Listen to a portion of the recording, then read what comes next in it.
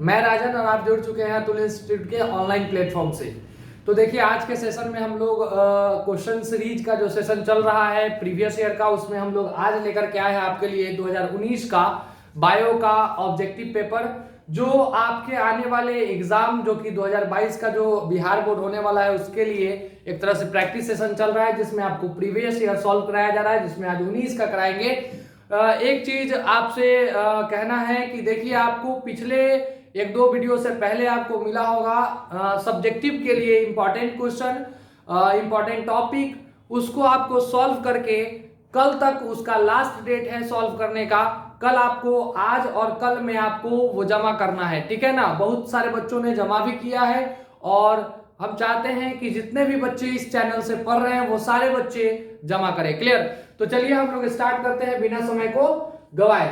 तो ये आपके सामने मेरा सोशल मीडिया लिंक्स है जिससे आप जुड़ सकते हैं और करेंट जो भी न्यूज होगा हमारे इंस्टीट्यूट से रिलेटेड, एडमिशन से रिलेटेड, वो आपको यहाँ पे मिल जाएगा। अभी हम लोग 19 का पेपर लेकर के आए हैं, ऑब्जेक्टिव पेपर, जिसमें आज डिस्कस करेंगे 19 का पेपर। और इसमें सबसे पहला क्वेश्चन आपके सामने आ चुका है, Dryopithecus is more similar to.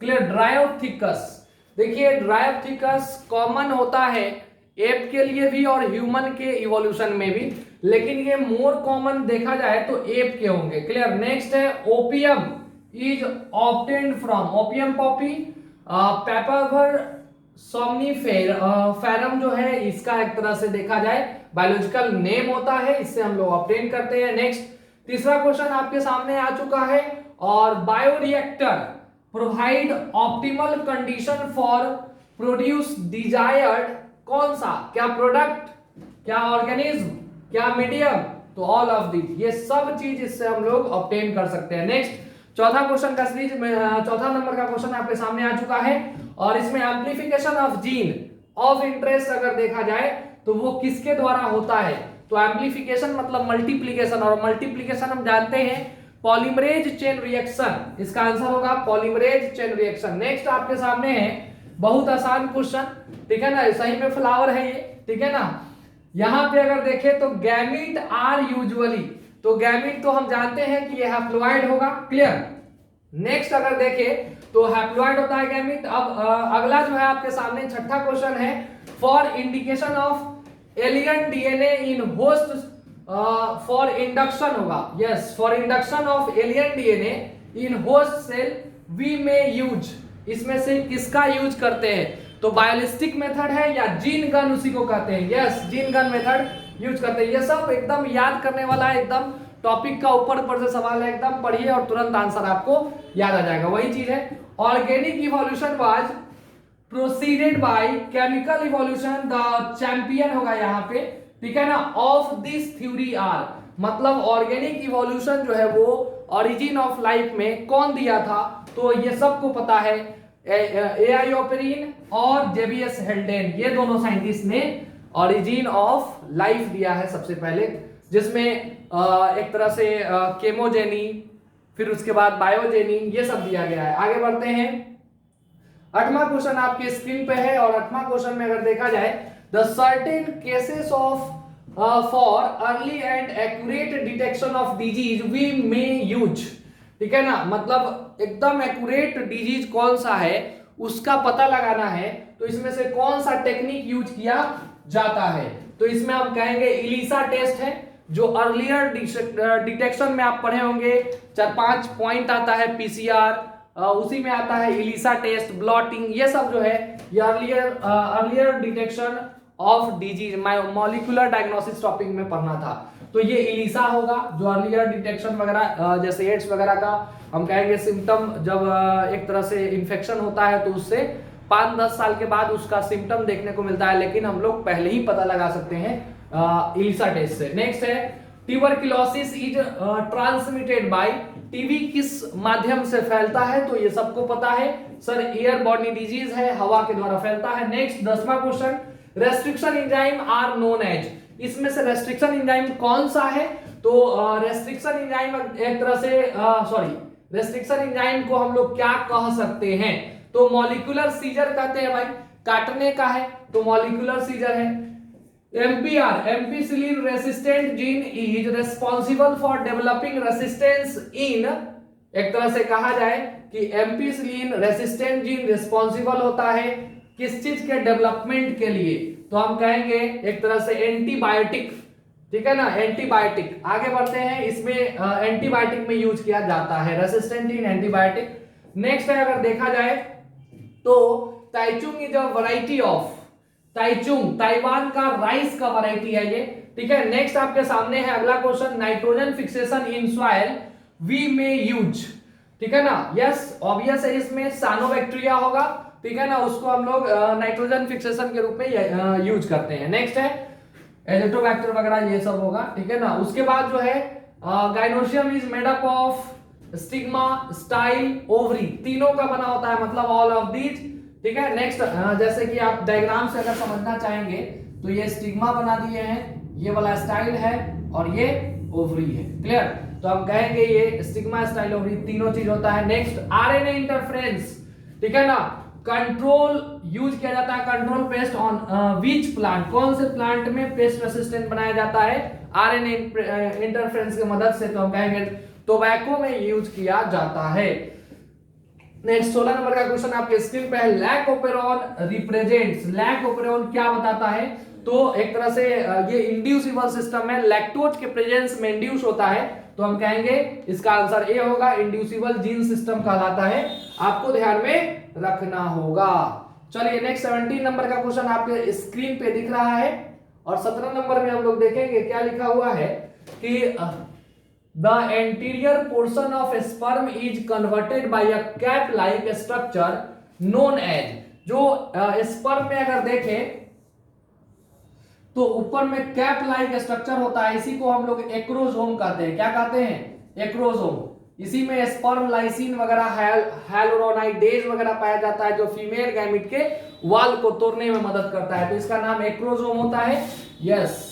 Golgi body का मॉडिफिकेशन ही होता है, क्लियर। आगे बढ़ते हैं, नेक्स्ट है sickle cell anaemia is related to which type of disease, yes बहुत आसान क्वेश्चन है, सिकल सेल एनीमिया कौन से इसमें से डिजीज से रिलेटेड है, तो ये सेक्स लिंक डिजीज तो है नहीं, ठीक है ना, ये ऑटोसोमल लिंक डिसऑर्डर है, ठीक है ना, मतलब कि ऑटोसोम लिंक्ड कहलाएगा क्योंकि इसका हीमोग्लोबिन एक तरह से डिफेक्टिव होता है और उसमें सिकल सेल डार्विसी हो जाता है, तो यहां पे अगर कहे ऑटोसोमल लिंक्ड होगा। नेक्स्ट आपके सामने है PC culture is related, culture of, PC culture किससे रिलेटेड है, पीसी कल्चर एक्वा कल्चर होता तो एक्वेटिक प्लांट, गला एक्वेटिक एनिमल से रिलेटेड है, तो इसका आंसर होगा बी, क्लियर। नेक्स्ट हम लोग बात कर लेते हैं 20 नंबर का क्वेश्चन आपके सामने है, ठीक है ना, B lymphocytes are produced in, तो देखिए बी लिम्फोसाइट एक तरह से कहा जाए बोन मैरो में बनता है और मैच्योर भी बोन मैरो में ही होता है।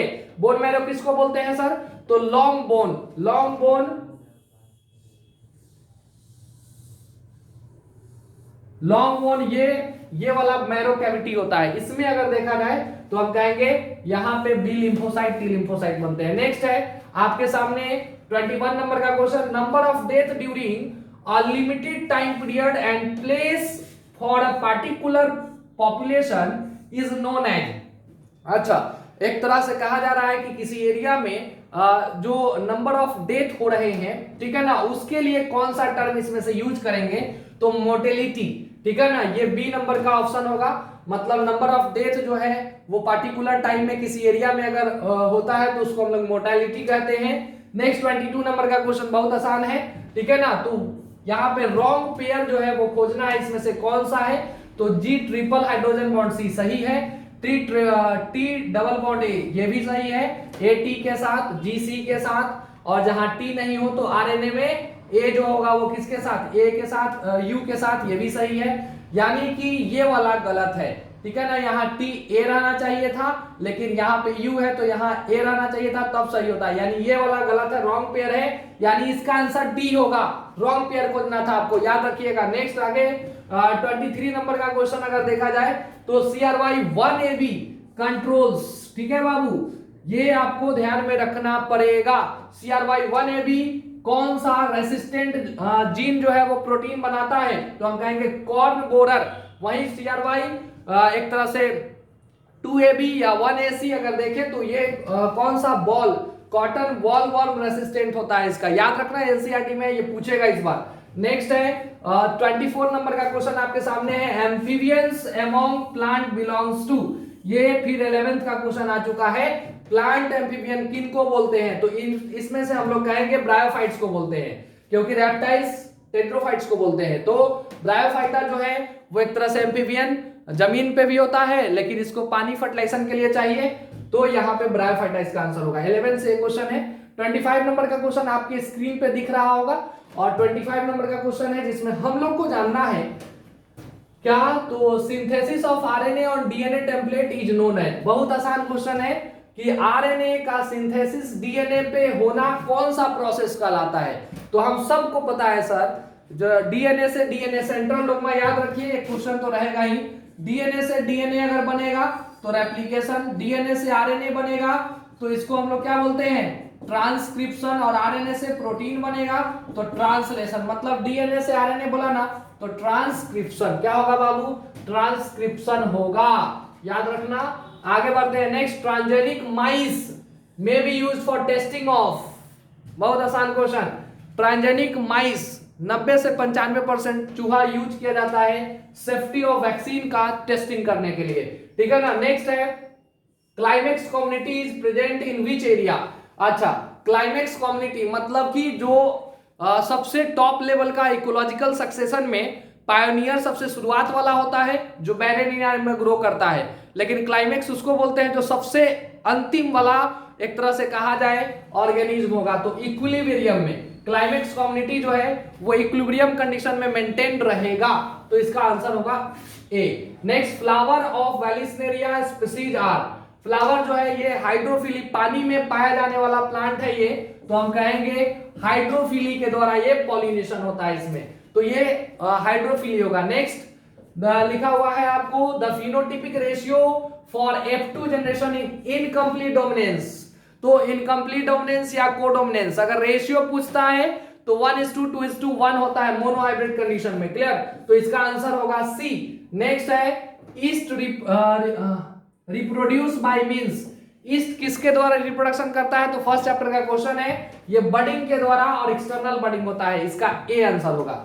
नेक्स्ट हम लोग बात कर लेते हैं, नेक्स्ट 31 नंबर का question, uterus is related to, uterus कौन नहीं जानता है भाई, ये फीमेल रिप्रोडक्टिव सिस्टम से रिलेटेड है, ये बहुत आसान क्वेश्चन। नेक्स्ट, यूरासिल किससे रिलेटेड है, बहुत आसान, आरएनए, अरे बोलो। चलो नेक्स्ट 33 नंबर का क्वेश्चन, ये सब तो सीधा देखिए टिक लगाइए, देखिए टिक लगाइए, इसमें कोई कंसेप्ट है ही नहीं, क्लियर। तो देखते हैं हम लोग यहाँ पे, water holding capacity is one of the qualities of, इसमें से वाटर होल्डिंग कैपेसिटी अगर देखा जाए तो किसका क्वालिटी होता है, water holding capacity is one of the qualities of, तो अब कहेंगे ये वाटर होल्डिंग कैपेसिटी किसका होता है, तो सॉइल का होता है, क्लियर, तो हम क्वालिटी इसमें से कहेंगे सॉइल का होता है। Next, brewery is concerned with, brewery की अगर बात कर लेते हैं तो एक तरह से इसमें अगर देखा जाए तो ईस्ट यूज होता है, लेकिन यहाँ पे आपको सेक्रोमाइसिस ईस्ट, ठीक है, प्रोटोजोवन, टेरिडोफाइट्स, मार्सुपियल्स, यानी कि ये एग्जांपल पूछ रहा है तो प्रोटोजोवन का एक तरह से एग्जांपल होगा ब्रूअरी, यस, तो इसका ईस्ट जो होगा ये यूनिसेलुलर होता है, ठीक है ना, यूनिसेलुलर होता है, लेकिन हाँ ठीक है ये भी होगा, और यहाँ पे अगर नाम से रिलेटेड होगा तो सेक्रोमाइसिस ईस्ट के अंदर आएगा, लेकिन अगर देखा जाए तो प्रोटोजोवन यूनिसेलुलर यूकैरियोट्स, तो प्रोटोजोवन होना चाहिए, इसका बी आंसर होगा, ठीक है ना। नेक्स्ट, स्टेनले मिलर के बारे में पूछ रहा है, रिलेटेड टू, मिलर किससे रिलेटेड है, तो हम सब जानते हैं कि इन्होंने origin and evolution of life theory एक तरह से दिया है, ओरिजिन ऑफ लाइफ बुक में इनका दिया हुआ है पूरा डिटेल, तो ये हो गया इसका आंसर ए, और 35 नंबर का क्वेश्चन खत्म, यानी कि ये 2019 का क्वेश्चन इतना आसान है, ठीक है ना, जितना आप देख करके टिक लगा सकते हैं, एक बार पढ़िए टिक, एक बार पढ़िए टिक, ठीक है ना, बहुत आसान क्वेश्चन था, ठीक है। तो चलिए ये क्वेश्चन हुआ सॉल्व, अब हम लोग अगले सेशन में मिलेंगे 2018 क्वेश्चन सीरीज में, ठीक है ना, 2018 का उसमें हम लोग क्वेश्चन प्रैक्टिस करेंगे, ठीक है। तो आज के लिए हम लोग इतना ही रखेंगे। बस आपको करना क्या है, तो पढ़ते रहना है। अब आपका एग्जाम बहुत नजदीक है, एकदम घर पे मैक्सिमम एफिशिएंटली इसको पढ़िए, ठीक है ना। जो भी आपने पढ़ा है उसमें से अब शॉर्ट फॉर्म पढ़ने का समय आ चुका है आपका। एकदम प्रिसाइजली पढ़िए, जो आपको टॉपिक मिला है इंपॉर्टेंट टॉपिक उसको पढ़िए, उसको पढ़ के जाइए, उसको बेस्ट करके आना है, ठीक है ना। कुछ भी पूछे उसी में से होगा, और उसको अगर आप लिखते हैं तो बेस्ट होगा आपका एग्जाम। क्लियर। बस करना क्या है, इस वीडियो को अपने फ्रेंड के साथ शेयर करिए, अच्छा लगता है तो लाइक सब्सक्राइब, हमारे चैनल को सब्सक्राइब जरूर करिएगा, ठीक है ना। और अपने फ्रेंड्स के साथ शेयर करिएगा ताकि इस वीडियो का वैल्यू सबको मिल सके। चलिए, तो हम लोग फिर मिलेंगे अगले वीडियो में, अगले क्वेश्चन बैंक के सेशन के साथ 2018 वाले में। आज के लिए इतना ही। Thank you, bye bye.